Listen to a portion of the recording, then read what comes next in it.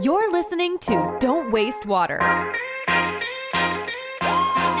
When lithium prices are high, it's like when oil and gas prices are high. Nobody wants to invest in new ways. They want to target as much production as possible, as quickly as possible with the lowest amount of risk. Conversely, when prices are low, nobody wants to take any risk and innovate or anything because prices are low. We don't have any money. So how do you innovate? Hello, bonjour, and welcome to the Don't Waste Water podcast. You have lithium chloride, that's the form. You need to convert it into lithium hydroxide. You add very basic sodium hydroxide or calcium hydroxide. It reacts and makes lithium hydroxide, and that's what you get out. The challenge with that kind of process is that to achieve battery grade, you must have very clean sodium hydroxide or chemicals. Because if you don't have those, then you're introducing impurities into the system, and often the chemicals themselves are impurities. I'm your host, Antoine Walter, and in today's episode, I'm delighted to welcome Saad Dara as my guest. If you're looking at a conventional chemical phase separation type process, it's very inflexible. Once you make a 20,000 tons per year plant that's going to make lithium carbonate,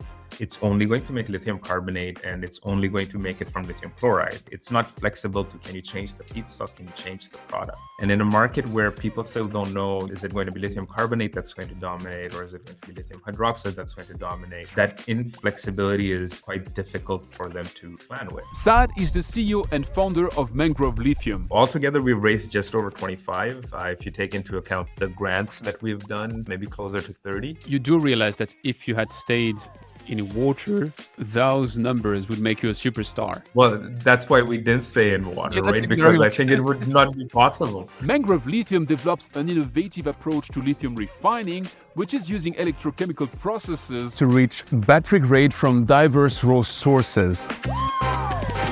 The decarbonization of our world sometimes resembles a set of Russian dolls. First, we needed electric cars, so the manufacturers started shifting their production lines from internal combustion to electric ones. Then, batteries were on the critical path, so the world started building frantically gigafactories. As a result, lithium became the bottleneck, and over the next decade, we will be working to close that gap. But in doing so, we may well bump into the next problem: missing chemicals. Don't roll your eyes too fast. I know that soda ash, for instance, is pretty commonplace and shouldn't be an issue. Except if you're in the middle of the high Andes, and especially on the Argentinian side, where dozens of junior companies are cutting their teeth in the lithium world. If you don't have enough soda ash, it means you can't turn your lithium chloride into lithium carbonate. And why is that a problem? Well, that means we'll have to truck away large volumes of concentrated brines and reach a place where chemicals are available. Not a big deal? Well, except if you compound in the fact that around most of the salars that will come into production in the next years, there's no paved road. And even if they were paved roads, you would still have to bring trucks up to an altitude of above 4,000 meters, which is everything but easy. While I was up in Olaroz, Kachi and Hama, I crossed two different trucks in two different places which have rolled onto the side of the road. So again, I'd say not piece of cake. But if evaporation ponds are so efficient in the high Andes, it's of course because of the high solar energy available. Something energy companies start to leverage by installing solar farms. So what if it were possible to use that electrical energy right where it's produced to refine the concentrated brines that evaporation ponds output into lithium hydroxide or carbonate? Well, some companies have started to explore that electrochemical route, and you would have guessed that's where Mangrove Lithium is focusing. Their technology was born as a water treatment and desalination play, but the ideal product market fit seemed to happen in the lithium industry. Once again, the proof of the high porosity between those two worlds. Let me avoid spoiling you all of my conversation with Saad Dara. What I can tell you is that we had good fun recording it. I hope you'll enjoy it as well. And if you do, please take this episode and share it with a colleague, a friend, your boss or your team. And wherever you're watching or listening to this, make sure to like and subscribe. And I'll meet you on the other side. This podcast is brought to you by GF Piping Systems. Hi, Saad. Welcome to the show. Thank you for having me. Looking forward to the conversation. So you're joining me from a very distant location, which I happen to love. And I'm very curious about whatever Mangrove has been doing and is doing and will be doing in the future. I have tons of questions for you, but that starts with the tradition I have on that microphone, which is to open with the postcard. What can you tell me about the place you're at, which I would ignore by now? I'm in Vancouver, possibly the most beautiful city on earth. It is my favorite place to live. I really enjoy being here. It is one of the unique cities in the world that has both mountains and seas. But since you've been to Vancouver, instead of telling you about Vancouver, where I live now, maybe I'll tell you my original city, which is Karachi, in Pakistan. So that's where I grew up. And what can I tell you about that city? It is the complete opposite of Vancouver. It is incredibly fast-paced, very densely populated. I think it's over 20 million people now. That's really where I come from. I'll give you a little postcard from somewhere else that you probably haven't been yet. I mentioned that I'm curious about your past, which is not that common, I have to say, on the podcast. And the reason is I've been meeting several lithium companies which happened to have been a water company. And usually they tell me, it's a soft pivot, or in the case of your neighbors from Saltworks, it's an acceleration towards lithium, but they still would do water. And for you, it is really a hard pivot. You used to be called Mangrove Water, and now you're Mangrove Lithium. So what's the story there? We were called Mangrove Water Technologies. The technology has remained the same, but the use case has changed. So very similar to Saltworks, they were using those for the systems in water treatment, but they're now being used in lithium. And that's just a use case. And that's the same for us. We were a desalination company. We were looking to create chemicals from salt water that are wastes. And what we found is that the way the technology works, it had a very good fit with lithium. Essentially, the chemicals that we produce were in the form of salt water. Sodium hydroxide has a certain value associated with it. But we can make the same chemical, lithium hydroxide, in the same way, which has a much, much bigger value associated with it. And you're doing the same amount of work. And so clearly it was a much stronger product market fit. Where we changed the name, we created an operating name as Mangrove Lithium, was you will have seen that the direct lithium extraction space has become very, very crowded. There are a lot of companies. And what was happening, we found, is we don't participate in the extraction part. We don't work in there. We don't have a direct lithium extraction technology. We're completely unique from that, but also, from what Saltworks does. And what we found is when we started talking to people about it, they would get confused. They would say, so how are you extracting lithium? From what water? From oil water? And it's like, no, that's not what we're doing. And so we said, okay, we really need to drop the water portion of it and focus on just the lithium side. You explained this better product market fit towards lithium. Was it sudden on one project that one light bubble, like in a cartoon, would light up on your head and you say, oh, we need to go to lithium? Or was it a slow transition? No, it wasn't a very immediate one. It was a slow transition. We spun out of the university in Vancouver, University of British Columbia. And this work was all the work that I'd done for my PhD. But university technologies are often solutions looking for problems. So we thought we were treating a problem. Then when we started looking at the market, and we said, okay, one application, there are a lot of limitations. Can we look elsewhere? And so I've looked at steel manufacturing, semiconductors. I looked at other things. And then eventually, lithium is an expanding market. It's rapidly growing. The fundamentals that EV projections were looking at, we just didn't believe those fundamentals were in place because not enough lithium was coming on the market. And so we said, okay, there's an application for the technology here. But originally we went there with the intention of making chemicals because they use a lot of chemicals within the lithium sector that you can make from salt waters. And so we went to speak to them about this. And one of the companies said, actually, that's really interesting, but can you do this with lithium instead? And I said, yeah, absolutely, we can. That kind of snowballed in 2018-19 to okay, this is what the market is, and this is what the application looks like, and this is what we're doing. The interesting thing is that same company, we are now working with them on the lithium side, but they've kind of gone back full circle and said, hey, can you also do chemicals from wastewater? And so it's funny how some of those things sometimes change. That's kind of the history of. I don't call it a pivot. I call it a different use case. Yeah, it's interesting how that happened over time. If I'm right, the circularity element of the chemicals you can recycle within your technology, that's still a feature of your product today, right? Yes, we focus on converting lithium chloride and lithium sulfate to lithium hydroxide or lithium carbonate. So we can work with any of the feedstocks and we do that. Conversely, one of the most used chemicals within the lithium sector, whether that's battery recycling, hard rock, or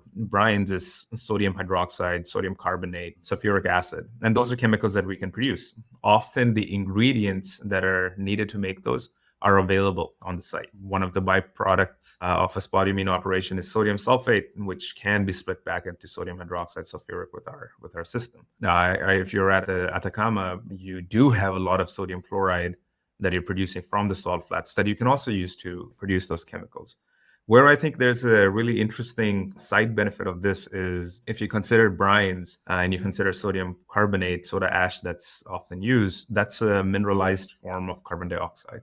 It's a naturally occurring rock that is used. So when you use it, it goes into the battery manufacturing process, you end up emitting the carbon dioxide. If you do it this way, where you kind of produce it from materials that are kind of wastes, and you use CO2 that's in the atmosphere, then the net is zero. I think that's an interesting element of this process that we think will have some benefits from an environmental perspective. There's a circularity element in different ways. It can be on the lithium itself, it can be on the battery recycling, it can be on the reagents, it can be on, potentially even, as I just mentioned, on CO2. There's a lot to unpack, but on the CO2 element, it's something I discussed with one of your other neighbors, actually with Standard Lithium, which is running some pilots of carbon capture and also turning it into reactive for their El Dorado project. But where I'd like to take it from there is to understand where you are in your path as a company. You filled in your PhD in 2020.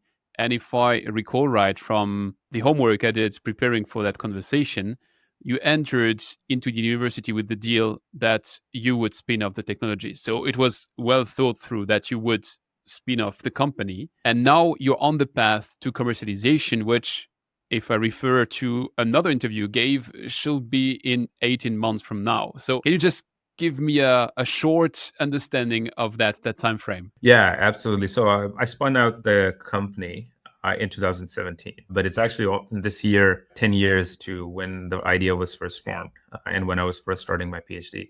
At that time, it was very clear to me what I wanted to do in my career, that I didn't want to become an academic. And so I'd really structured my PhD to be able to spin out a company by the end of my PhD, to bring it to a point where technologically the technical value of that has been crossed, and then you're looking for investment. That's kind of the timeline in the past. We finished my PhD in 2020. All the stuff that's in my PhD was finished in 2017. Actually, if it wasn't for COVID, I might not have ever completed writing that thing. But, and you stuck at home for 6 months. You're like, okay, well, maybe I'll write some stuff.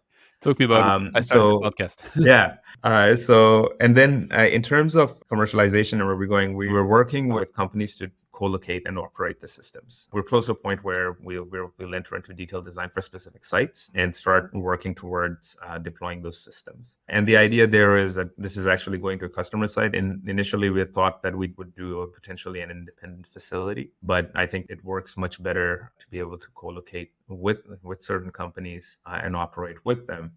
Now, I won't talk about who those are, but they are US. I was going to ask. Well, it will become public sooner or later. So you will be co-locating with a company in the aim that they would be producing lithium up to a certain point, and then you take it from that chloride or sulfate and you take it to the battery grade. Is it possible for you to share at least what's the lithium extraction route? Because you're lithium agnostic. Could be coming from clay, could be coming from battery recycling, from DLE, from spodumene. So what would be your first source, if that's something you're allowed to share? Yeah. So first thing, I've been told by our PR firm that I can't use the word agnostic anymore. So I have to say we're feedstock flexible. So we're flexible on where the lithium comes from. The extraction process, the use cases that we've been looking at, it's not DLE, it is conventional. So in one case, it is hard rock, and in another case, it's brine. As I mentioned earlier, we don't really get involved in the extraction portion. The hard rock, I won't comment on where those hard rocks are coming from, but essentially they're making a lithium sulfate. This is a brine as well, where they're producing a lithium chloride to a pretty good quality, and then we convert that into lithium hydroxide. And then on the back end, crystallizer is used to produce the powdered product.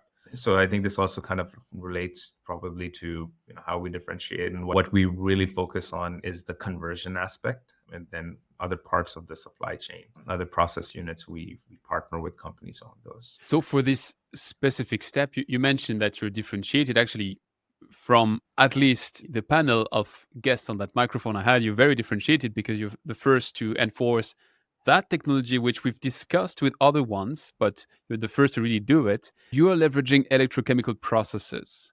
Mm-hmm. For the layman, for the stupid, which in that place is clearly me. How does that work?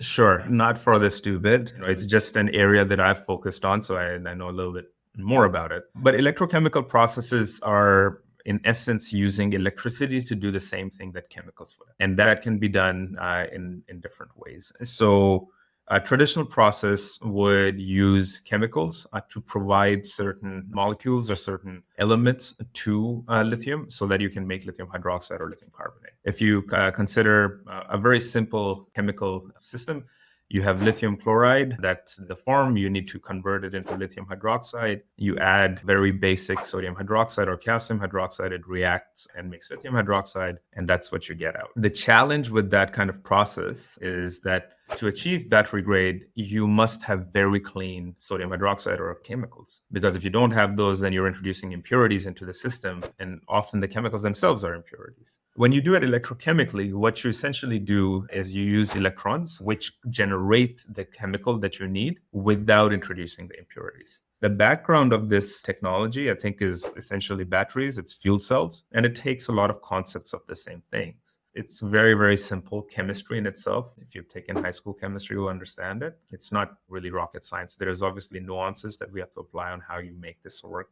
commercially. But the basic chemistry is very simple, that you have a voltage, and when you apply that voltage, you generate these chemicals. And the easiest ones to generate are protons, hydrogen ions, and then hydroxide ions, which is the opposite of a proton. The two of them together make water. That's what we really focus on, and that's how the process works. We use membranes to separate the chemicals, and then we build in uniqueness on how you control energy consumption, how you have flexibility on the system, what components are used, all of those operating parameters. We had several discussions on that microphone about fuel cells, microbial fuel cell, electrolysis fuel cells.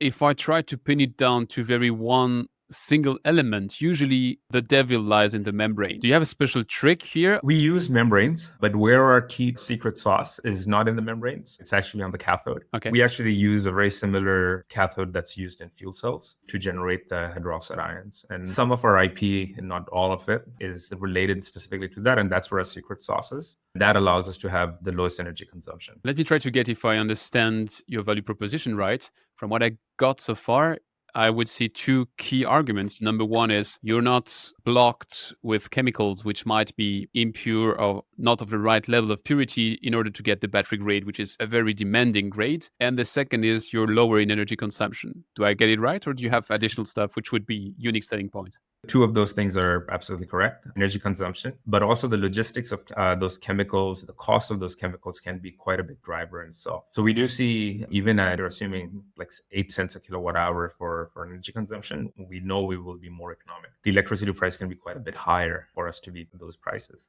There's obviously a cost element, but the main drivers are purity. The main drivers are simplicity and flexibility of the operations. If you're looking at a conventional chemical phase separation type process, it's very inflexible. Once you make a 20,000 tons per year plant that's going to make lithium carbonate, it's only going to make lithium carbonate, and it's only going to make it from lithium chloride. It's not flexible to, can you change the feedstock? Can you change the product? And in a market where people still don't know, is it going to be lithium carbonate that's going to dominate, or is it going to be lithium hydroxide that's going to dominate? That inflexibility is quite difficult for them to plan with. From our perspective, what we do offer as a unique selling point is that you can change your feedstock through our system very quickly. What I mean by very quickly is in the week. So you can plan accordingly, and you can change the product coming out with minor changes to the system. And so that flexibility of approach, being able to participate in both the carbonate and hydroxide market with a very simple, flexible system that's safe to operate, doesn't make any hazardous products, and doesn't have any hazardous chemicals being used in it, is quite important. So if you can turn around the lithium input, chloride or sulfate, which is coming into your plants in just a matter of weeks, does that mean that your product is pretty standard and off the shelf, or do you still have to tailor it a bit to every kind of application? It can be quite standard. Where I think we see the biggest changes usually are in size. We have customers and companies that we speak to, their production is maybe only 5,000 tons per year. Then there's the big majors. Those guys are looking at 50, 60,000 tons a year. How you target the products for those specific scales is important. But in terms of the core mangrove technology, it's quite standardized. It's quite a modular system. Now, of course, when you look to build a plant that's not just the core electrochemical cell, we need to put in the infrastructure for water, for electricity, for those things change. And that's where a lot of the engineering work comes in. I had a conversation within this series with, I think it was Christopher Brown from Heliosix, who mentioned that it might be interesting to have kind of a cooperative refining where small players could come and refine their stuff, maybe in batches, maybe in the first step of their process, before they reach the size where they anyways producing 20,000 tons per year, at which stage they can afford to have their own refining. Would your technology here be the perfect fit? I would like to think so. I think we definitely see that flexibility, and there is a pathway for mangrove where, especially if you consider that North America and Europe have no refining operations today. All of the refining for lithium isn't done in China. If you're really looking from the perspective of the number of small players that are going to be coming up over the next decade, even big companies, they're producing 3,000 to 5,000 tons initially before they ramp up. There might be quite a good fit there to say, okay, you could potentially enter into feedstock type agreements. They send it and you send back the hydroxide to them, or even you partner with them and sell the lithium hydroxide. That might actually be quite an interesting model as well. You mentioned the modularity of your system. What would be the smaller size at which it would be economical, and up to which size can one single module go before you have to duplicate and add several of them? Very good question. From the way we look at it, we believe we will have two plants. The design work for 3,000 tons per year has already been completed. We think in terms of being very competitive on both OPEX and CAPEX, we think 3,000 is kind of the right scale. And then after that, we plan on doing 15,000. The view that the company has is that if you're looking for a 10,000 tons per year plant, either buy the 15 or buy 3 of the 3s. But if you're looking for a 30 or 45,000 tons, it would be unreasonable to scale 10 or 15 of those. You rather go to 2 15s and you build up from there. But if you have a 6,000 or 7,000 tons per year plant, then just get the 2 3s and do it that way. That's really looking to optimize both capex of the systems and also looking to think about how modularity happens. And now, really, 15,000 tons per year systems, the electrochemical cells themselves, the skids around those, the support infrastructure, those can be modular. But where you get into a challenge with 15,000 tons per year type systems, or you would need quite a bit of infrastructure for all the water and handling of the liquid storage. And so this becomes a bigger facility that you're targeting. Why do you care? Why do you look at the peripherals? You could also be just supplying the technology and say, hey, there are EPCs in that market. They can deal with that. You are correct. But why we care is we have a very holistic view of the supply chain, and from cradle to grave, whatever you want to call it, from end to end. We can obviously focus on saying, like, this portion works really good for us. Outside of that, you got to change. But we don't believe that that's the right approach if you're looking at the whole picture. If you look at the whole picture from both an engineering perspective, from a CapEx and OpEx perspective, the best chance of success is working with people and saying, this might not be optimized for us,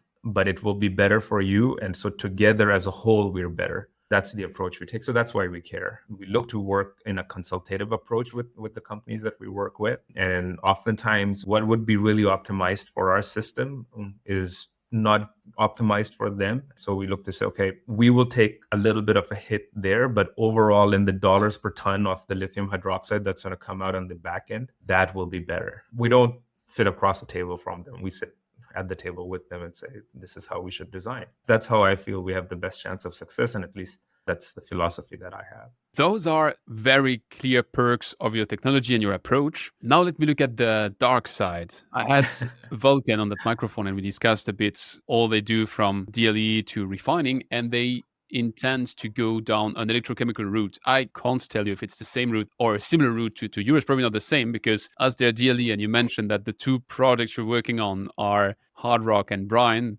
it might not be Vulcan. See, I can eliminate them one by one. But I just stumbled upon some analysts looking at Vulcan and saying, oh, they're going down a refining or a converting route, which nobody else does. That's a risk. I'm not sure I shall invest. So is it a concern you've already heard yourself? And to which extent is it a legit concern? And what would be your counter argument? Vulcan is a very interesting case, right? As far as I know, it is a geothermal type operation. Then you have to pre-treat the brine, and you have to get the brine from the geothermal, and then you have additional potentially process risk. So I can't speak to analysts. One of my, this is going to sound silly, but one of my personal rules is I don't participate in stocks or participate in those kind of investments. I can't comment on that, but what I can say is from what Vulcan is trying to do, what they're using is chlor-alkali, conventional chlor-alkali, which is different to what we do. The downside there is that they do generate chlorine and they do generate hydrogen. We don't have those, so our system is quite a bit simpler and safer to operate.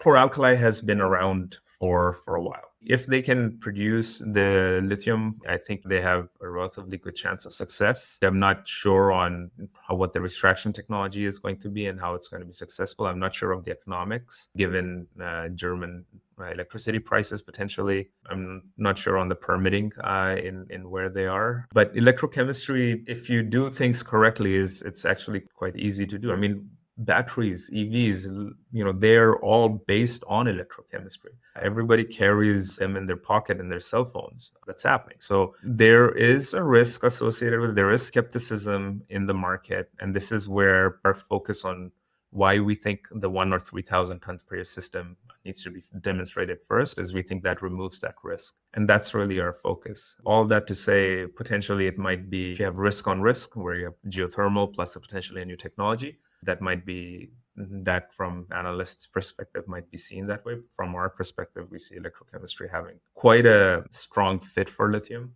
The other aspect of this is when lithium prices are high, it's like when oil and gas prices are high. Nobody wants to invest in new ways. They want to target as much production as possible, as quickly as possible with the lowest amount of risk. Conversely, when prices are low, nobody wants to take any risk and innovate or anything because prices are low. We don't have any money. So how do you innovate? I think there are some criticisms there that may be valid, but I feel quite confident in what we're doing with the customers that we're working with and how we're using the technology. You mentioned criticism and skepticism. I would say from looking at your company, there's a very clear counter argument to that, which is you're very strongly backed, not exactly by no names. Breakthrough Energy Ventures has been leading your first investment round. Then Correct. They were with BMW I Ventures in your second round. And if I counted right, over all the rounds, you've raised a little bit over $50 million. Is that about right? You double counted. We raised about 25 million. We did an A round that was led by Breakthrough Energy and BDC Capital. And then shortly after, we did a second close of an A round, so not a full B round. So a second close because we really liked the BMW I Ventures guys. Then we did a second close with BMW I Ventures and Breakthrough. Altogether, we raised just over 25. If you take into account the grants that we've done, maybe closer to 30. In terms of total investment, it's probably around the 20-ish mark. You do realize that if you had stayed in water, those numbers would make you a superstar. Well, that's why we didn't stay in water, Yeah, that's right? Because I ignorant. think it would not be possible. Jokes aside, you're backed by Breakthrough Energy Ventures, which in the lithium space is also backing Lilac Solutions, Correct. which I would see like a good fit as a combination of your two technologies. Do you have any link? Is like someone at Breakthrough Energy Ventures saying you should give David Snyder a call or something like that? Or how does it work, if it works? Wherever we can find synergies within the portfolio companies. I mean, Lilac is also backed by BMW I Ventures. I think they participated in one of the rounds too. So we have common investors. So wherever we can find synergies with portfolio companies, that's always good. But Breakthrough or I Ventures, they're pretty good with saying like, you got to chart your own destinies, and they don't force you or anything like that. We do speak with Lilac where there's commonalities where we think we can help each other. But I think for both of us, the focus has been, we got to prove our boxes and then look to the future as well, opportunities at that point. But we do speak to them and we do see a synergy there, but certainly not something where Breakthrough comes in and says, you got to work with them. That's definitely not the case. When you say prove your boxes, if you succeed on the two projects you alluded to, does that prove your box, or do you have a bit more? What's the magical threshold at which people would say, oh, okay, Mangrove, they're legit? There's a threshold that the market needs to see, and there's a threshold that I need to see. And when I say I need to see, what I mean is Mangrove as a company can look at it and say, this works. We believe even today what we're doing, we have reached that threshold in the electrochemical cells that we have. We're operating those at commercial scale. How we increase from there is replication. What the market needs to see is a little bit bigger. Our goal for the next little bit is we are operating with a certain number of cells in a stack is to demonstrate one full stack. With that one full stack, it's not that much bigger. The cells are exactly the same. There's just more of them. What that will prove is that when you think about a 3,000 or 15,000 tons per year, you're using the same stack. So it's just piping. It's just more heat management. It's just more electrical. It's all engineering. It's not reliability of the electrochemical cells or the stack or durability assumptions or anything like that. Those are what we're looking to prove right now. The advantage that we have is we don't need multi-year lifetimes on our components. We only need them to be in the months range. And so we can do that relatively quickly. And from our perspective, that's really the key things that need to be done. Definitely for us internally, we're convinced. What the market needs to be convinced about and the customers need to be convinced about, they need to see it operating for a commercially relevant scale and commercially relevant time period. And that's what we're working on and proving over this next stage. I have a riddle which I'm trying to solve for a while now. You're sitting in the Lithium Valley. I just made up the term to mimic the Silicon Valley, but whenever I'm digging up a project wherever in the world, like really wherever, I was looking at a project in Brazil last week.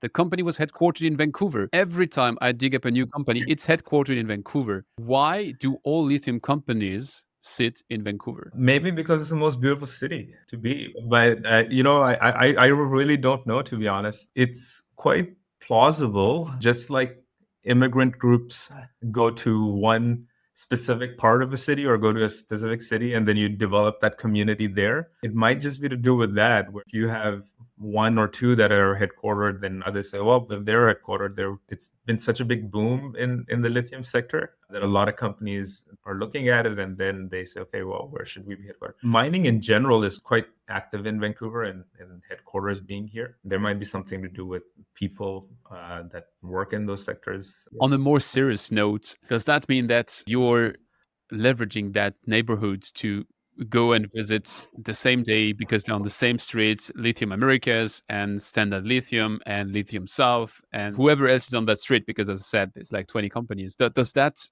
change a bit your approach? Not so much. The funny thing is that even though there are folks here, Lithium America's Rene LeBlanc, who's a CTO, he's based in Atlanta. I don't think I've ever seen him in Vancouver. The Standard Lithium folk, one of them lives close to where I live, but I think the people that we most interact with are in Arkansas. It's actually quite distributed in itself. Headquarters are here, but the actual operations aren't, and the people that you interact with tend to be elsewhere. Let me drill down that hole of the neighborhood in Vancouver because there's an elephant in the room. I've started that lithium season by interviewing Ben Sparrow from Saltworks. It was its second take on the podcast, and I was super happy to be in Vancouver with him having that interview. I do believe you might be competitors. Is that right? No, I don't see them as competitors. We see each other as complementary fits. So Ben and Saltworks, where they focus is just after what we do. They typically from our processes and our products, we get out lithium hydroxide that's aqueous. It's close to saturation limit. And where they focus is on actually producing the powdered crystals that are required. Our output tends to be their input. And so there's quite a good complementary fit. And on a number of projects that we have looked at, we've seen Saltworks is active there.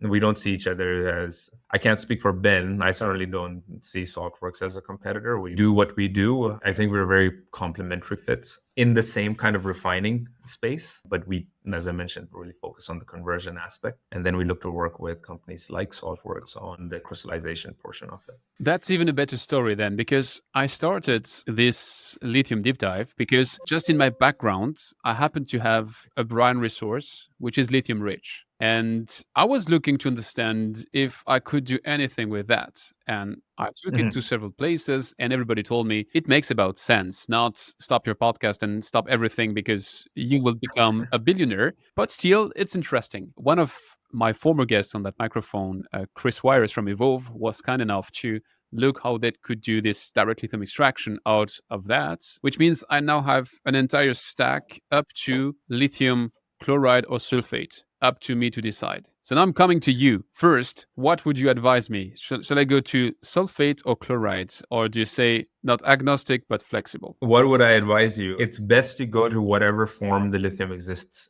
in. Typically, if you're looking at a brine, it probably exists as a chloride, so it's best to stay in that form. Sulfate really comes from either battery recycling or hard rock processing, and that's the leaching process. You leach it with sulfuric acid. If it's a brine type acid, just stay in chloride. So I will stay in chloride, and now I would need to go from that chloride to hydroxide, and that's where I would hire Mangrove Lithium to do that. First, what do you need from me to do that? Second, what needs to happen in terms of, I don't know, lab testing, pilotings, first steps in the field? And third, what would be your expected delivery time? You come to us and you say, hey, I have some lithium chloride. First thing we do is we engage our engineering team. They say, can you send me a list of all the things that are in your chloride? And so we look at that and we say, this is what we need to do. This is what we need to remove certain impurities. And then after that, we will convert it to lithium hydroxide this way.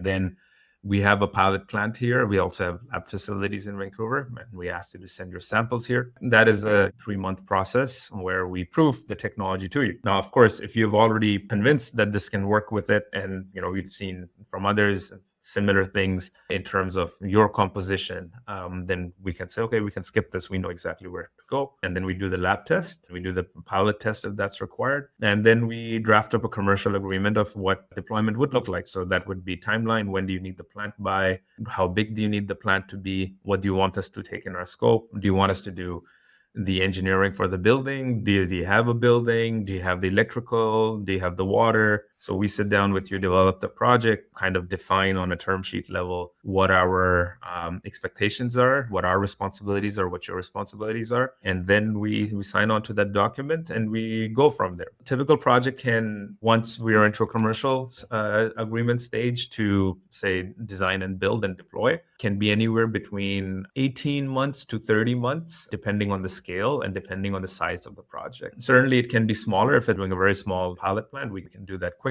But if you're looking at anything that's within the, at this point, 30 ton per year range, then we're probably looking at 18-month process to deploy the system for you. We will have some time offline to discuss the commercial terms, but for me to understand here, what do you sell? Do you sell 3,000 tons of lithium hydroxide refined to a certain level, or do you sell me the equipment which, under the conditions we discussed together and engineered together, will allow me to do that? In other terms, where's your liability and your guarantee in what you're selling? We do both. We provide the technology. We can work with you on the model, whether you purchase it outright, you own it. We can then go from there to say, okay, the rest of it is going to be licensing of the technology on a production. So we align our interests with yours. So the more you can produce from it, the better for us and the better for you. So we look to align that. But that can be done in either a pure licensing type model, or it can be done in O&M plus licensing. So what that means is we can come to your site, put a fence around our box, you provide the feedstock, we send the product back to you,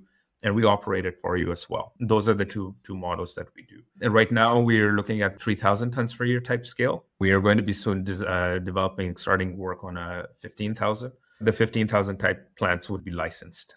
And so we would build the plant for you, act as your EPC for this portion, warrant the technology, operate it, make sure that you have enough production coming, commit to the production that we're doing. And then how much we get paid is linked to how much production we do. That really is intended to align interests and say, if our system doesn't work or we can only get a certain amount that we promised, then that's not fair to you. And so we work on that as well together. I appreciate as your future customer. I have a last question for you in this deep dive. Yes. If I'm producing, I need to understand my competitive environment. You've said you're not agnostic anymore for PR reasons. You're flexible still.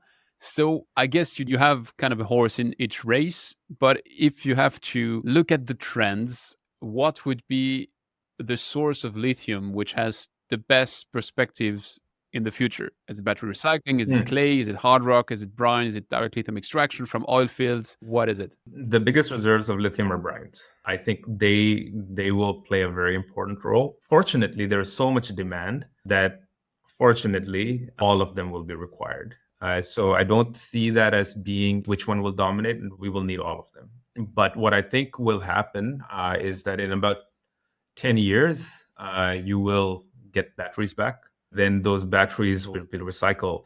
And then you'll end up with a fresh lithium and a recycled lithium. And that recycled lithium will become about half of the supply, but that will continue to be the case. The question that we have is how comfortable companies are going to get around using recycled lithium to make batteries and cathode active materials, whether in 10 years they'll be at a point where they're comfortable with that and not with using virgin recycled materials. From a chemical point of view, from a chemical engineer or electrochemist point of view, which is what I am, lithium is lithium. It doesn't matter where it comes from. But I think, the market and the battery manufacturers are still in that nascent stage where they need to get comfortable with that and qualify it and say that, this will last. Presumably at some point in the future, we'll be at a point where all of our materials are recycled. There is only a limited supply of these metals. It should be sufficient to meet all of our demands, but production needs to come online. Then we get into a circular economy, where at least we have that opportunity to do so, unlike with oil and gas or with fossil fuels.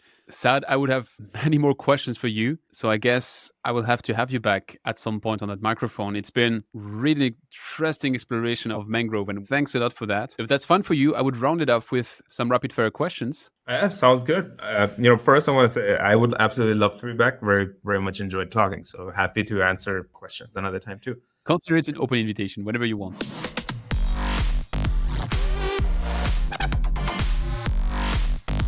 It's time for the rapid fire questions. In that section, I try to keep the question short. You have to try to keep the answers short, but you'll see that the one digressing is always me, but I try to behave. My first one is, what's the most exciting project you've been working on and why? We are working on a flexible project. So it's a flex facility, and it's very exciting to us because it will prove that the technology can take in any feedstock and produce any product.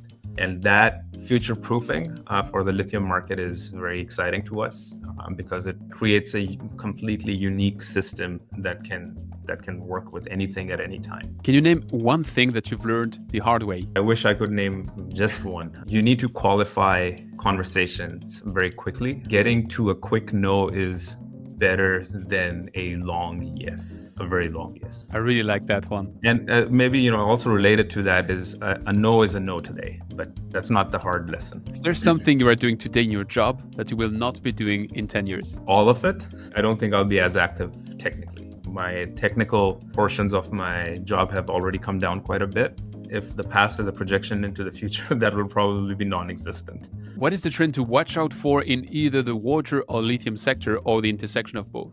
The water sector, more focus will be on production of value from water. Water has traditionally been a cost creator, so treatment of water is a cost. Looking at creating value from it will become more important, same way as CO2 is becoming a value creator. And then in lithium, I think the geopolitical trend will be really key. So much more independence for North America and Europe from Asian markets, and localization of that supply chain. The trend back to bringing manufacturing back to North America, I think, is something that's going to be key to watch for over the next decade. If I instantly became your assistant, what's the number one task or mission you'd delegate to me that would help you in your job, and I never promised I would do it? I think that would be, relationship management is probably the key. Making sure that people are informed of all the communications that are in your head that you think you're doing, but that they are aware of those. That would be key. Actually, communication. I get you. Final question. Would you have someone to recommend me that I should definitely invite on that microphone as soon as possible? Have you had Moment Energy? Nope. I think you should consider them. I really like those guys. They're also based in Vancouver. Surprise, surprise. They do second life battery storage. I think they'll be a good group of people to speak to and really like that company. Well, thanks a lot for the recommendation. Thanks again for everything you shared today. If people want to follow up with you, what's the best place to redirect them to? They can reach us on LinkedIn. We have quite an active LinkedIn page where we continuously comment on the lithium market and what's happening, and we look to provide good guidance on the market, and really from an educational point of view for everybody. We're also on Twitter or X now. X. I'm not active on any social media, but our website is a great way to get in touch with us and with me as well. If you're listening to that, the links are in the description with the links to your X, to your LinkedIn, and to the website. Saad, it's been a pleasure. I stand my point. You have an open invitation whenever you want. I have much more questions for you. And thank you very much. Thank you so much, Antoine. Very much enjoyed this. Thanks for listening to Don't Waste Water. This podcast was brought to you by GF Piping Systems. Loved this episode? Head over to Apple Podcasts to subscribe, rate, and leave a review. See you next time.